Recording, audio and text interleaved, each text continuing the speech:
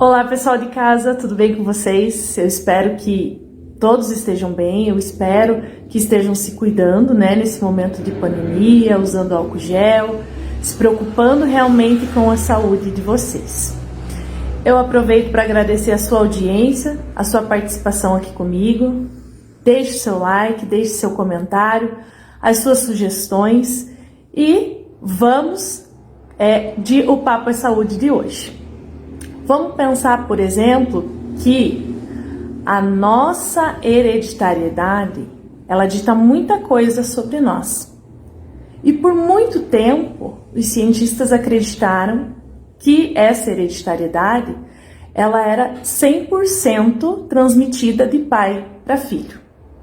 Nesse sentido, imaginava-se que essa hereditariedade não podia ser modificada. Então, vamos pensar que a cor dos nossos olhos, a cor dos nossos cabelos, até como o nosso pulmão faz o seu funcionamento, era ditado pela nossa hereditariedade, pelos nossos genes, que carregavam essas informações, essas nossas características de pai para filho. Porém, é um pouco mais complexo do que a gente acha que é. Então, o ambiente, a qualidade de vida que o indivíduo está levando, vão influenciar no desenvolvimento desse sujeitinho que está sendo formado lá dentro do útero da mãe. Para falar sobre esse assunto, eu convidei um especialista em psicoembriologia, em epigenética. São nomes difíceis, mas logo nós vamos nos familiarizar com eles. O Antônio Maria Nunes. O Antônio, ele tem formação em psicologia pela Faculdade Santana, ele tem certificação em psicoembriologia pela SBPI, que é a Sociedade Brasileira de Psicanálise Integrativa, e tem iniciado o curso de epigenética inter e transgeracional pela UFPR, que é a Universidade Federal aqui do Paraná. E eu trouxe ele para explicar esse processo de como e quais as informações genéticas são repassadas, então, de pai para filho.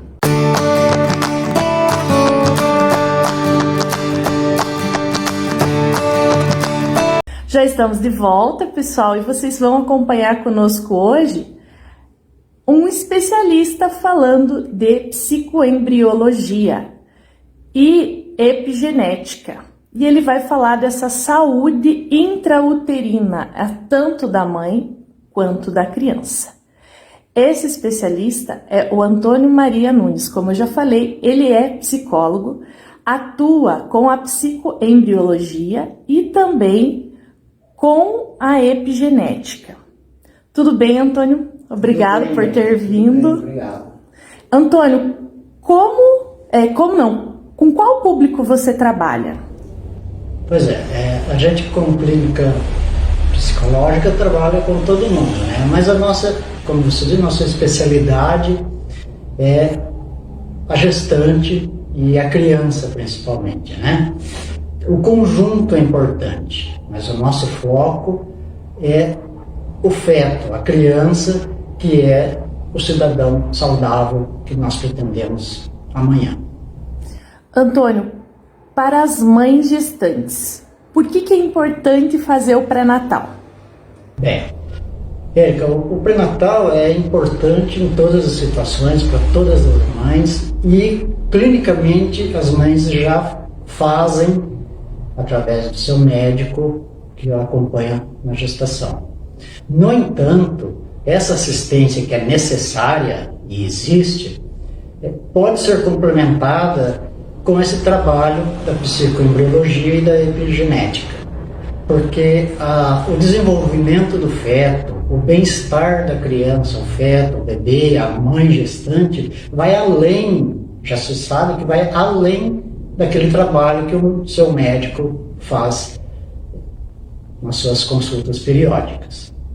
É muito importante, porque através desse trabalho nós conseguimos podemos prevenir algumas situações que até então passava e só se apresentaria quando o bebê estaria com seus 2, 3 até 7 anos, no mínimo, e a mãe não sabe como, não tendo conhecimento dessa situação, também não tem como prevenir tanto cuidados para o seu bebê quanto para si próprio. Por que então, Antônio, tratar da saúde da gestante é importante? Bom, nós já sabemos, toda gestante já sabe alguma coisa importante que se trata no pré-natal. Agora, como eu trabalho como psicólogo, acompanhamento como psicólogo na embriologia, acompanhado da epigenia, é possível ajudar essa mãe a melhorar a situação de vida do seu feto, do seu bebê, do seu filho posteriormente ao parto e a sua própria saúde. Porque a saúde da mãe está diretamente ligada à saúde do seu bebê. Quanto mais saudável psicologicamente e clinicamente a mãe estiver, melhor será para o seu bebê. Então, no caso do feto, do bebê que está em desenvolvimento dentro lá da barriga da mãe, que ponto é importante tratar? Assim, especificamente do feto, do bebê, é muito importante tratar da parte psicológica, que é o nosso foco principal, mas acompanhado da parte clínica. Não estamos aqui pretendendo que a psicologia, a psicoembriologia vá cuidar de todos os problemas. É preciso ter uma parceria com o seu médico, certo? Mas, tratando do nosso trabalho, o bebê vai poder se desenvolver psicologicamente melhor. Porque hoje nós já sabemos, através de todos esses estudos, que o bebê, até então, se entendia que a partir do 3º mês o bebê começa a compreender, já tem um cérebro desenvolvendo e tal. Mas a ciência hoje está bem avançada e já se pode comprovar cientificamente que desde o momento da fecundação ele já começa a absorver informações do ambiente, do psicológico, da situação psicológica da sua mãe e todo o resto, entende? A vida intrauterina é muito, mas muito próxima à vida aqui fora, após o parto.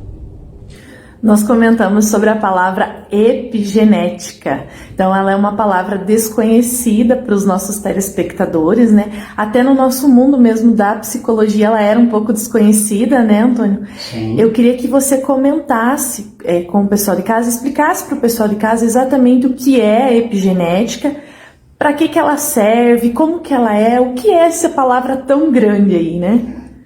Pois é. No início, ainda é uma coisa nova para a gente entender, mas a epigenética, a palavra epigenética, quer dizer acima da genética, antes da genética, né? Como você esclareceu no início da nossa entrevista, acreditava-se que o DNA era tudo, né? Transfere as informações pelo DNA de pai, mãe, características fenotípicas, etc., direto para a criança. Hoje, com a epigenética, nós sabemos que vai muito além disso, né? A epigenética trabalha num setor ainda desconhecido, praticamente. Ou seja, as informações que estão no DNA são independentes das informações epigenéticas. As informações do DNA, que hoje nós conhecemos, já estão lá. O pai e a mãe já transmitem através dos seus gametas.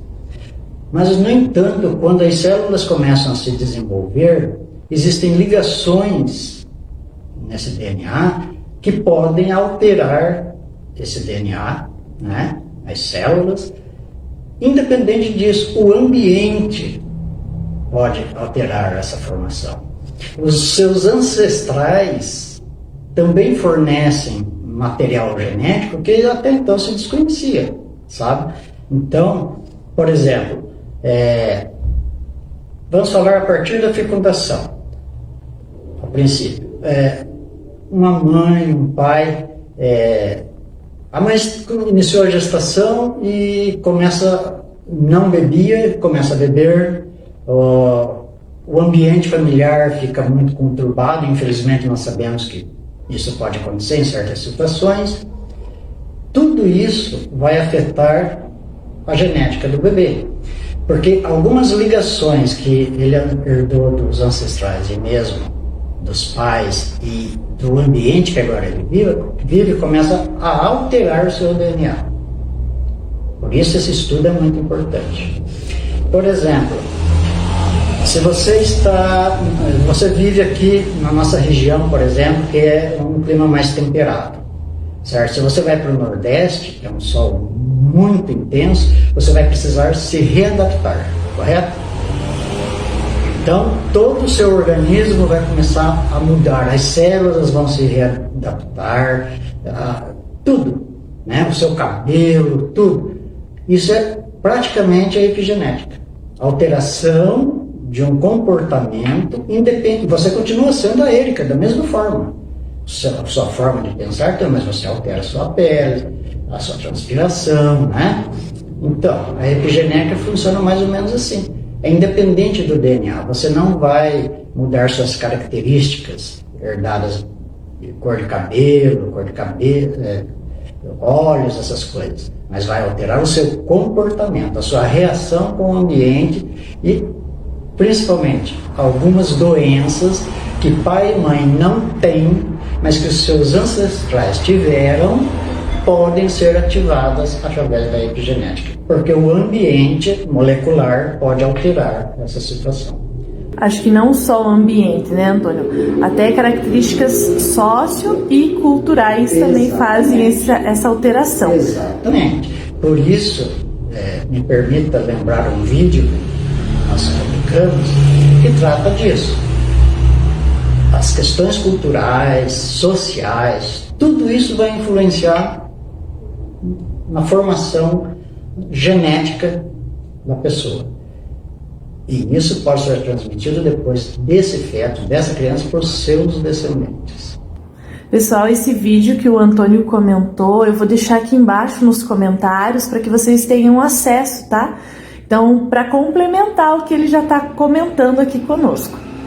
Antônio, você comentou sobre essas características, então, a partir do ambiente, socioculturais e tal, que vão passar a partir de uma alteração para os filhos. Se nós pensarmos psicologicamente, o que então pode ser passado dos pais para os filhos a partir dessas alterações? Pois é. Como a epigenética trabalha além do que é o genoma normal, natural que nós conhecemos, entende? A mesma coisa acontece com o estresse, com todos, câncer. Tem pessoas que têm câncer e não tem pai, mãe, nem avô com câncer, mas se você investigar, o bisavô teve, alguém na família teve.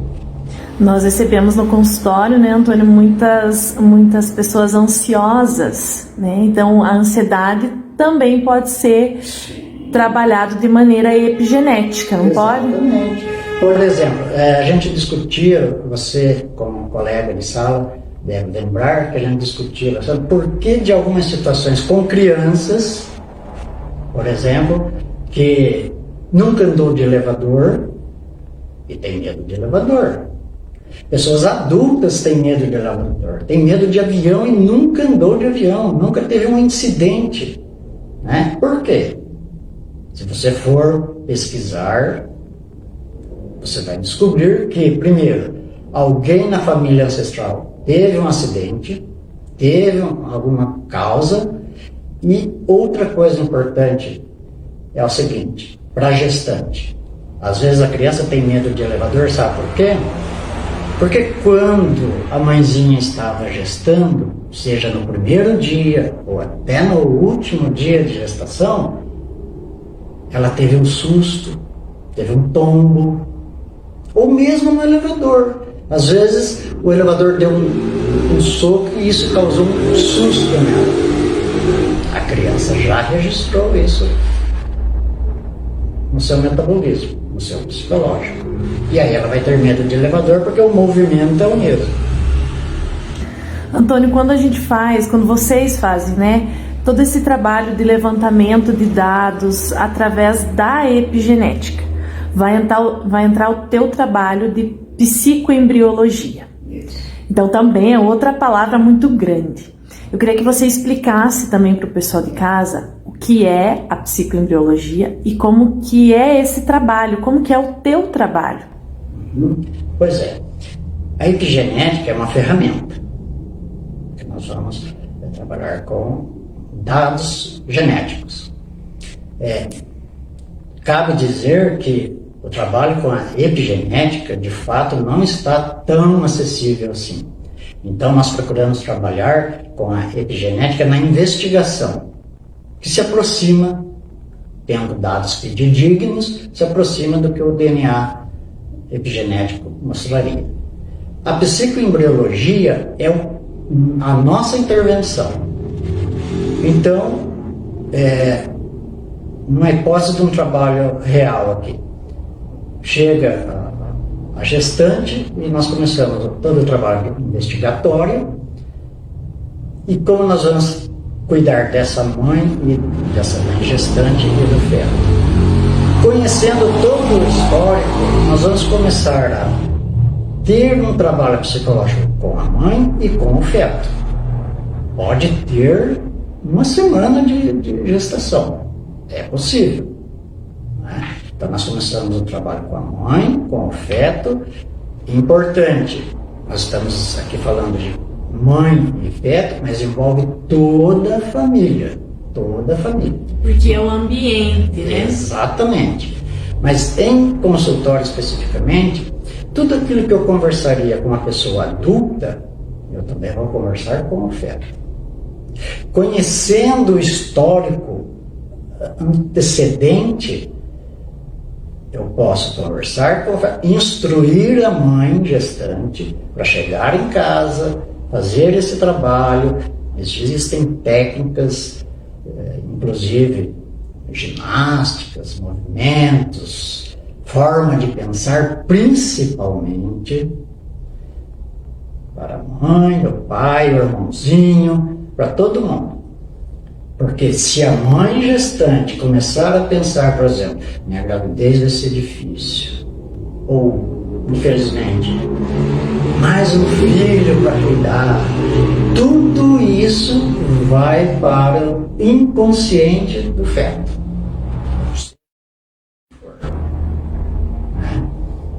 Então, é esse o nosso trabalho. É um trabalho realmente psicológico, de sessão psicológica com a mãe, com o feto, e instruções, ou melhor dizendo, encaminhamentos de como essa mãe deve agir, falar e pensar para que o seu filho tenha um psíquico melhor depois. E assim nós vamos criar um ciclo virtuoso psíquico, que a mãe, essa família gestante, né, que não é só a mãe, a família gestante vai gerar um filho ou uma filha melhor do que até então, e essa filha, esse filho vai gerar um neto para essa gestante ainda melhor e assim por diante. Eu vou separar aqui em duas questões. Você falou sobre instruções, orientações para a mãe. Primeiro eu quero saber, Antônio, o que acontece com o bebê, o que de fato acontece com o feto nesse desenvolvimento dele durante o trabalho que você realiza. Que orientação é passada para o bebê primeiro, e aí na sequência eu já vou pedir que você explique a participação da mãe nesse processo também, sabe? Porque eu acho válido, né? A gente já pergunta do bebê e às vezes fica só no bebê, mas a mãe aí, já que ela faz o pré-natal, já que ela faz esse acompanhamento, a participação dela nesse processo de epigenética, de psicoembriologia. Ok. Pois é. O trabalho que é feito é aquele trabalho mesmo de mãe amorosa. De mãe e pai, irmãozinho, irmãzinha, avó, que realmente quer essa pessoinha que está se desenvolvendo ali. Né? Então o trabalho, depois que a gente tem todo aquele levantamento bem aprofundado, se nós sabemos, por exemplo, que o bisavô, a bisavó teve alguns problemas qualquer tipo de problema, um problema específico, né? Problemas de, sei lá, vamos dizer que passou pela guerra, por exemplo, que é muito traumático. Nós sabemos que o pai e a mãe têm seus problemas de família. Tá? Então nós vamos fazer o quê? Nós vamos começar a trabalhar com esse feto, ou com esse bebê já mais adiantado, dizendo para ele, e isso é a mãe também vai dizer: querido, você é muito amado, né? A vida é maravilhosa. Isso é um exemplo, assim, sabe, bem superficial. Enfim, fazer com que esse feto, que essa criança que está vindo, perceba, tenha a percepção de que o mundo é bom, certo? Que a vida dela vai ser melhor. Fatos que podem estar sendo registrados de antecedência, as pessoas, olha, o papai, a mamãe, você deve ter percebido que tem alguns problemas, mas isso é passageiro, entende? É uma conversa com uma pessoa. Pense que você está ali com um feto, um bebê de uma semana, um mês, 5 meses, mas ele sabe tudo, está sentindo tudo. Então você precisa conversar com ele como se ele tivesse 2 aninhos e você está explicando para ele como é a nossa vida, né? Mostrando para ele o lado bom da vida, né? Há casos, por exemplo, que nós podemos detectar que essa criança, e até clinicamente pode ser derivada, né? Existe a aminocentese e outros procedimentos que podem certificar isso, quando o pré-natal é bem dirigido, problemas mentais, né? Nós podemos começar a trabalhar isso. Nós não vamos esperar a criança ter 6, 7 anos, 5 anos, às vezes, para levar lá na PAI ou psiquiatra para começar a tratar. A gente pode começar a fazer esse tratamento psicológico agora. Meu querido, você é bom, você é perfeito, você é inteligente, né? Você é capaz, entende? É o estímulo que você já vai dando ali. Quando ele nascer, ele está preparado para a vida. Ainda que seja uma vida mais restrita, como criança, mas ele já está preparado. Ele não terá aqueles gatilhos que vão despertar a parte epigenética dele.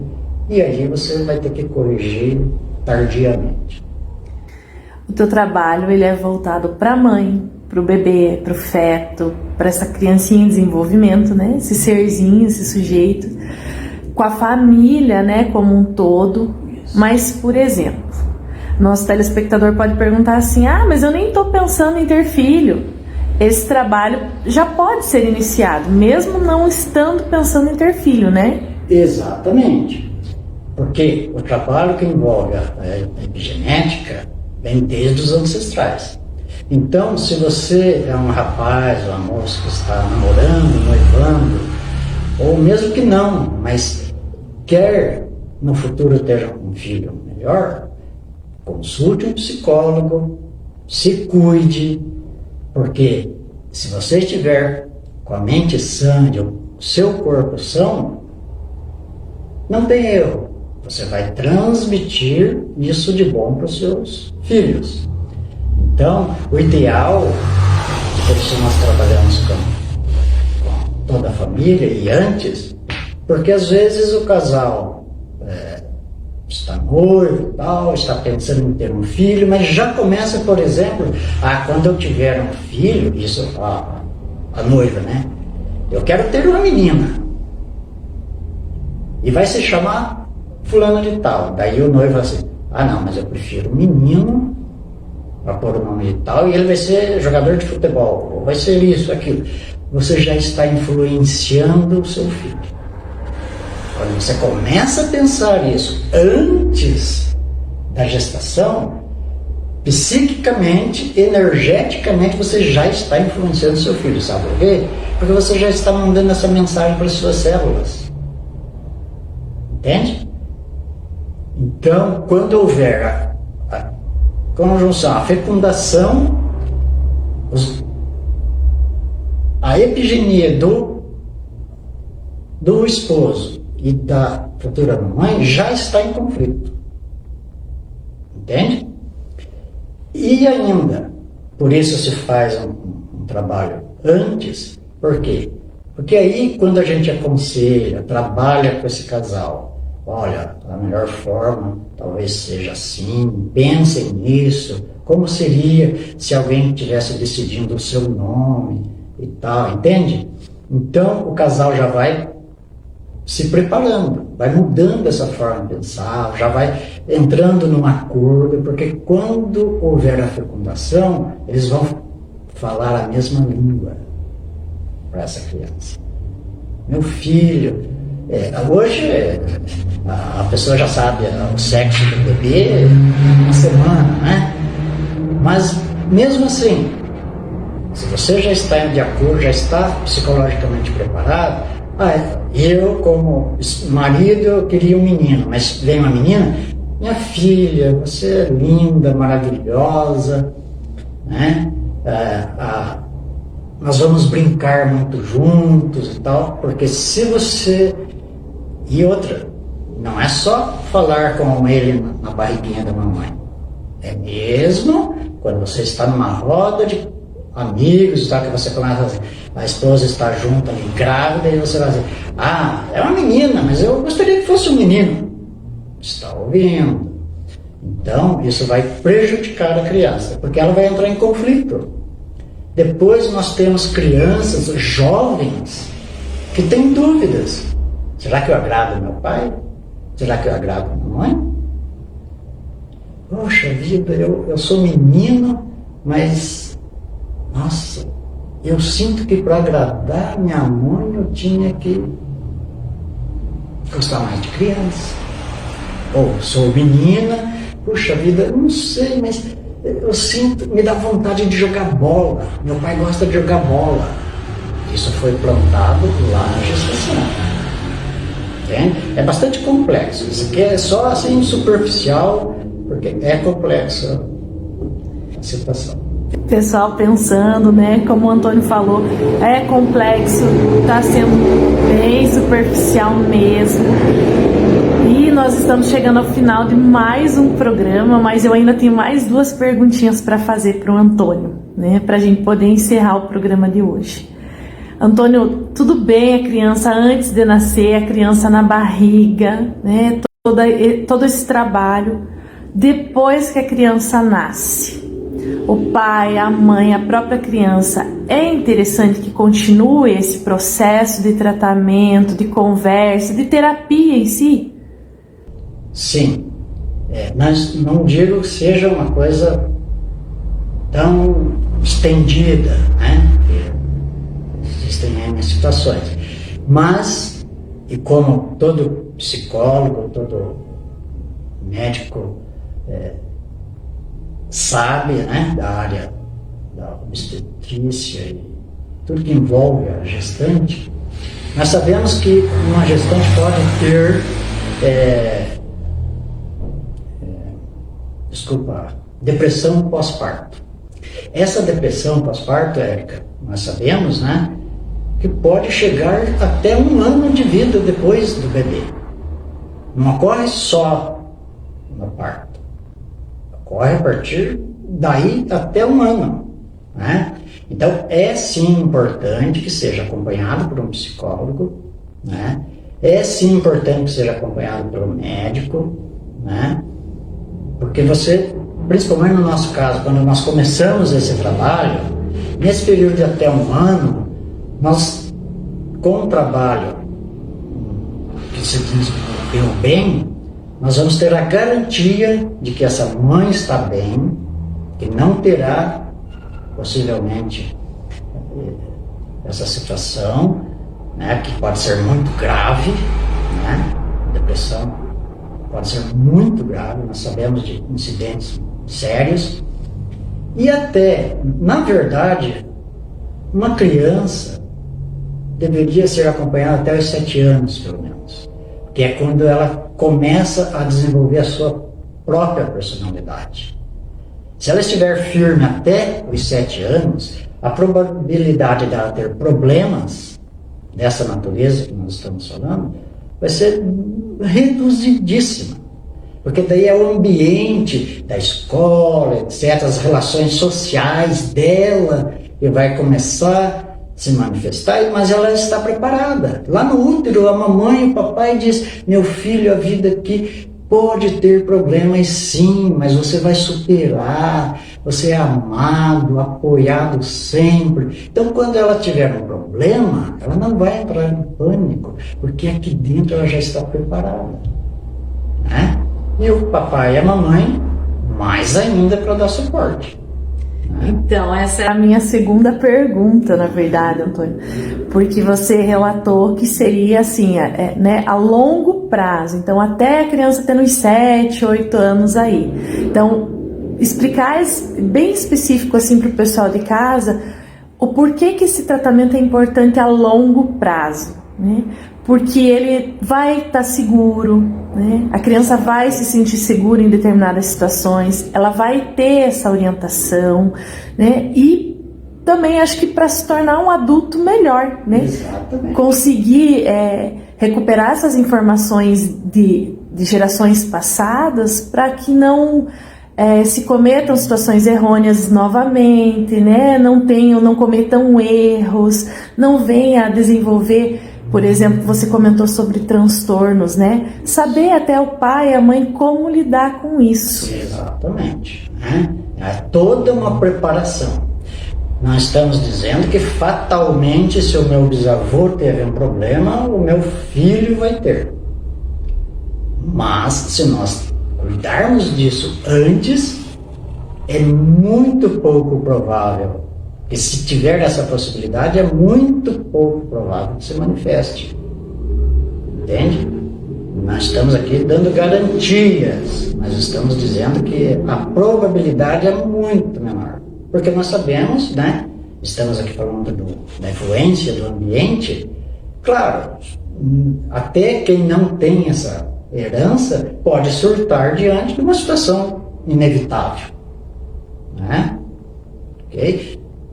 Gostaria de lembrar sempre, o acompanhamento é para a família. Nós visamos o feto e a mãe, que estão mais intimamente ligados, mas todo o ambiente familiar deve colaborar. Muito bem, pessoal de casa, eu espero que vocês tenham gostado do programa de hoje, né? Tem muita coisa ainda para a gente falar sobre essa questão de vida intrauterina, né? O Antônio já se disponibilizou aí outras vezes participar conosco. Como eu comentei, eu vou deixar o link do outro vídeo dele aqui nos comentários. Vou disponibilizar o contato dele também, para que eventuais dúvidas gestantes e futuros papais e mamães aí tirem suas dúvidas com ele, né? Ou que venham procurá-lo também. E eu quero dizer para vocês que o nosso Papo é Saúde de hoje foi muito agradável, né? Muito obrigada, Antônio, pela sua participação. Boas ordens, foi um prazer. E que vocês fiquem bem, usem máscara, se protejam, tá? E eu aguardo vocês na semana que vem com o nosso Papo é Saúde, falando de mãe, falando de bebê também. Um abraço e até lá!